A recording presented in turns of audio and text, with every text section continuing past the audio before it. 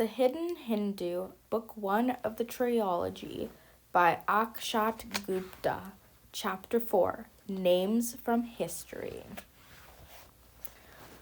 Dr. Srivansan took the seat facing Om's back. China, please don't do this. I'm willing to cooperate in whatever you ask me. Om Shastri was almost pleading, his gaze set towards the ceiling, signaling towards Dr. Srivansan, who in turn glanced in the direction of Dr. Shahista and Dr. Batra. Their faces conveyed the same wish. Please start, ordered Dr. Srivansan, with antagonism and annoyance on his face as his ears were poked with the word China. Om was sedated again, and the interrogation was set in motion. The first question was to be for Abhilash to pay attention to and translate the answer for the others. So, what did you advise as Vishnu Gupt? Began Shahista with the unconscious Om. Om repeated the same verse in Sanskrit.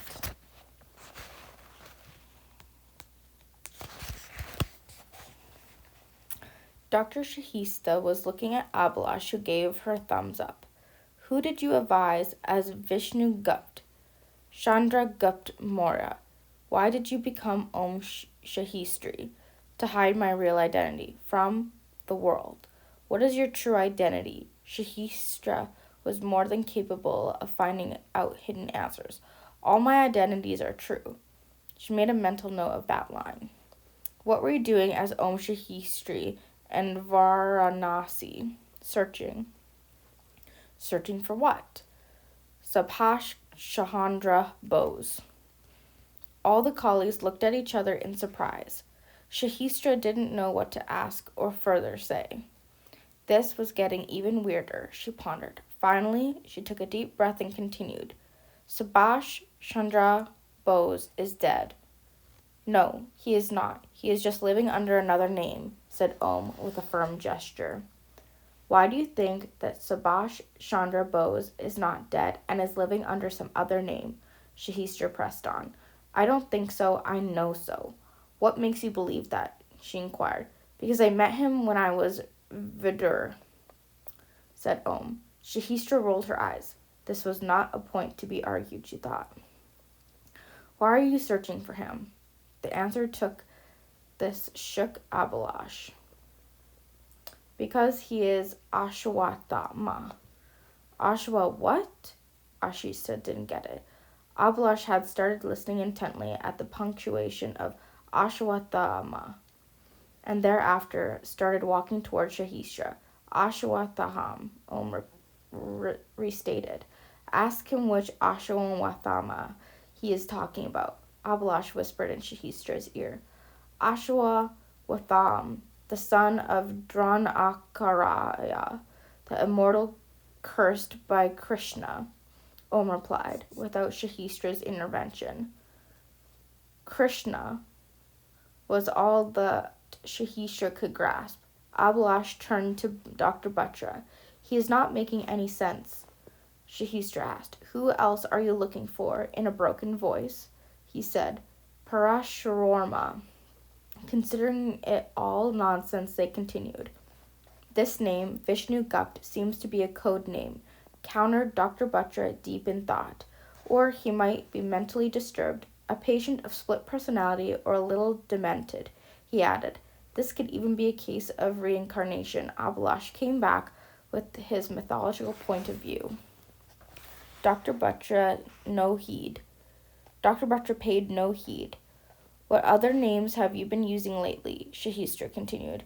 Govindal, Yavda, Bhairava Singh, Savrana Pratap Reddy, Bankim Chandra Chakraborty, Gurshil Singh Kular, Vidur, Om Shahistri, Hatim Ali Mulvi, Protim Das, Vishnu Gupt, Kabir Shashan, Jai Shankar Prasad, Madhukar Rao, Adrarian. Om began as if reciting a mugged-up poem. His accent, tone, pitch, punctuation, and facial expressions changed with every name he mouthed. Barav, Barav Singh, Hatem Alav Malvi, Garshil Singh Kular, and Savarna Pratap Reddy were uttered in a tone that spoke of strength and bravery. Bankim Chandra Chakraborty was spoken in the typical Bengali accent. Kabir and Shushan came with a wave, a calmness and serenity. The name seemed the name seemed unending and continued with his pitch and tone changing with every uttered name. Everyone in the room was awestruck at his flawless and natural response. Even the best of actors couldn't have pulled this off so brilliantly. Shahistra held her head in her hands, signifying strain. Dr. Shravanson was taken aback for the first time. LSD had jolted down all the names Om mentioned. Primal was going through Shahistra's notes. Something struck the PhD in history guy, and he at once went to Dr. Batra while Om continued reciting names in a semi-conscious state. Sir, when Om used the names Vish, Gupt, I believe he was talking about sometime in 300 BCE. But because Vishnu Gupt was the real name of Chanaka, and he was the chief advisor to Chandra Gupt Moyer. You are welcome to perceive me as a madman, but Premal said in his usual unsure tone when he was interrupted with me. No, Premal, I wouldn't consider you a madman. In fact, if he was actually talking about Chanakya, then he was talking about the same Bandra Badar that I thought, but did not believe he was. I need to confirm something about Bandra Badara as well. Give me a moment, said Dr. Butcher, and excused himself to make a call. LSD came over to Primal excited. I overheard your conversation. 300 BC? That is 2,317 years back, right? LSD said, calculating in the air. Could he possibly a time traveler? LSD's eyes were almost popping out of their sockets in her enthusiastic anticipation. This insane idea left Primal irritated and compelled him to reply coldly. He is nothing but a fraud. That's what he is. Biji Sat Shri Akal. Regards, mother. Dr. Batra was talking on the phone in a louder volume than his usual, as his mother at the age of 80 had trouble hearing. Dr. Batra's voice was loud enough to be heard by all, and since the lab had grown quieter, everyone was easily and intently listening to the conversation. Even LSD stopped her work, which put an end to the sound of typing. Jinda Patar, long live my son, came an old voice from the other end. Ik gal daso menu. Banda Bedwar Kwan Si. Tell me something. Who was Banda Badwar? Said Dr. Batra in his regional Punjabi accent. O Patar, Banda Singh Badar Shri Guru Gobind Singh Ji da Jarnal Si. Son Banda Singh Badar was the name of a general of our Guru Gobind Singh, replied the feminine voice with a lot of respect and veneration, along with a not-so-juvenile voice that was in sync. Dr. Butcher heard the other voice. He turned around to see the source and instantly knew who had said that. He was shocked to see Om replying to all the questions that he was asking his mother in Punjabi, and Om was considering them as if they were being raised to him, even in a highly drugged and unconscious state, which was abnormal. Dr. Butcher tottered as he struggled to interrupt what was happening. He was feeling sick. He had been going through a lot already and needed to resolve this mystery soon. Ona de Iknal ki Tara. How did he die? Dr. Butcher asked slowly, asking his mother on the phone, but observing Om instead in surprise. He was assassinated on the orders of Mughal Emperor Farrukh Sirah, came the voice on the phone and from Om. This left Dr. Batra perplexed, and he decided to continue his conversation from a distance where he couldn't be heard. He departed the room, leaving everyone shocked. They could see Om Shastri was talking of ancient times and was answering the questions in the language they were asked in, Punjabi, but no one knew why. Breaking the silence, Virbhadra entered the laboratory.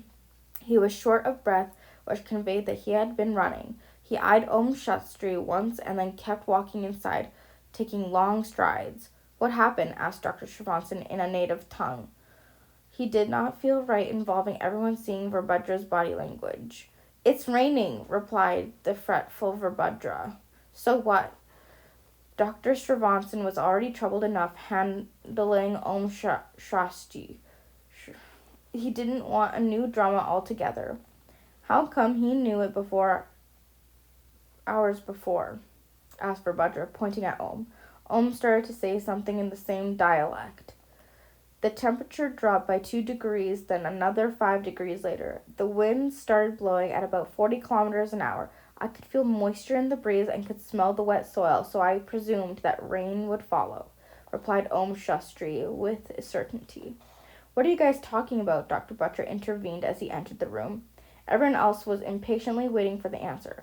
Virbhadra started to explain to Dr. Butcher and the team, but Dr. Srivasan interrupted and said nothing.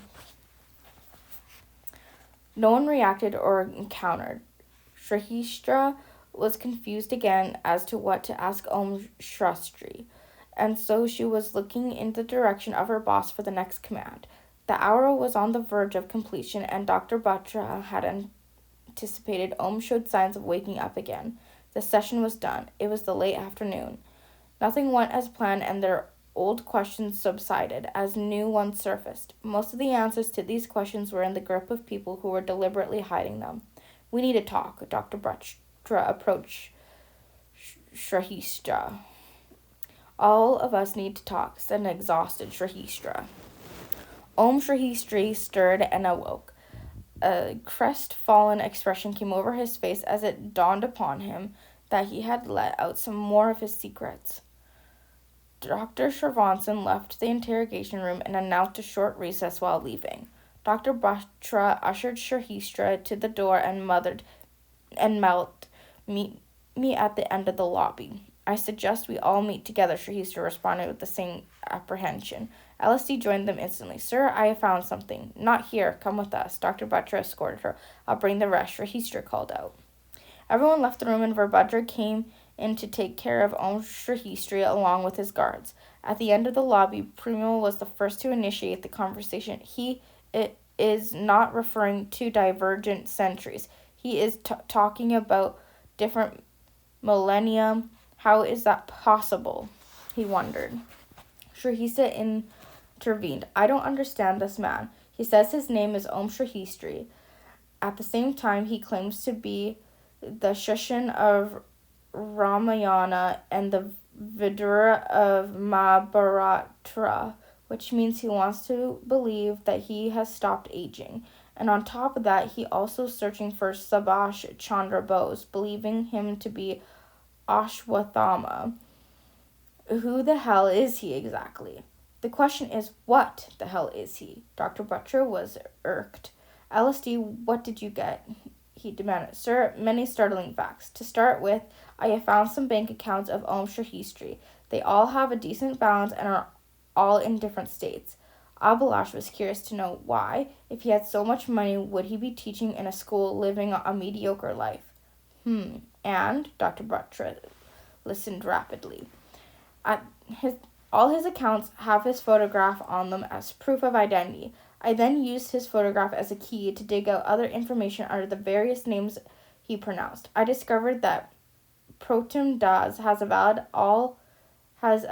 all India driving license. Governor Yadav has a voter identity card to his name. Bankim Chandra Chakraborty processes a passport. Madhurak Rao owns many bonds and shares of DSP dated about 70 years ago. This is the same day when DSP was incorporated and its initial public offering was issued. These shares were purchased by Madhurak Rao's father, Mr. Venkaramana Rao. The accounts for Mr. Venkataramana Rao have the same face as Om Shrihishtra's. Shahiste is 40 years old, and Michael Rose's father also died at the age of 40, as per the records.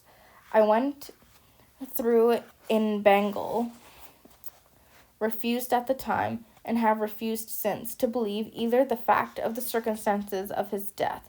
Conspiracy theories appeared within hours of his death and have thereafter had a long shelf life, keeping alive various fierce myths about Bose. These myths of Bose being yet alive gained strength soon after. When in 1945 he was seen in Delhi and was believed to have been murdered at Red Fort, but 15 years later in 1960 he was sighted in a photograph that was captured in Paris. Bankim Chandra Chakraborty happened to be in Paris in 1964 in search of Subhash Chandra Bose. On 27 May 1964, Sharbat Chandra Bose was seen at a funeral in Jawaharlal Nehru, the first Prime Minister of India. He was a saint when he was claimed dead again in 1977. After all this humbug and missatisfaction surfaced, a theory about Gamani Baba, a saint who is anonymous. He addressed his people from behind the curtains. In Faizabad, Uttar Pradesh, Gamanani Baba's confidence somehow revealed his having traveled to Germany in 1944, the same time Subhash Chandra Bose is said to have met Adolf Hitler in Germany. His confidence let out that he praised the beauty of Paris. Every now and then there is record of Gamana Baba's visit to Paris, but Subhash Chandra Bose has definitely put his foot there. Gamami Baba's close friends say that whenever there were local rumors of him being Subhash Chandra Bose, he would change his residence. He is believed to have left his body on 16 September 1985. Another point of interest lies not in this date, but in his date of birth, which happens to be 23 July 1897, the same day that Subhash Chandra Bose was born. Needless to say, our subject is of the opinion that Subhash Chandra Bose is still alive, and furthermore, that he is searching for him. LSD laid out all the facts and information she had laid on her hands. Everyone was quiet for a moment, comprehending, putting together all the pieces, decoding again, but nothing made sense. After a while, Dr. Batra spoke up. Primal, what did that sloka mean? Primal answered humbly and stammeringly. Old age frightens man like a tiger. Diseases strike the body like enemies. Life drips down as water from a broken pot, yet people think of harming others. They do not realize that they are transitory. This indeed a matter of wonder. This is the exact meaning of the verse, Primal said. None of us is aware of the direction we are heading in the interrogation. But there is one person who has all the answers, and it's about time we know the purpose we are all serving here. I'm going to Dr. Srivatsan. I'll come back with the answers, or I'll leave right now. Is anyone joining me? Asked Dr. Batra.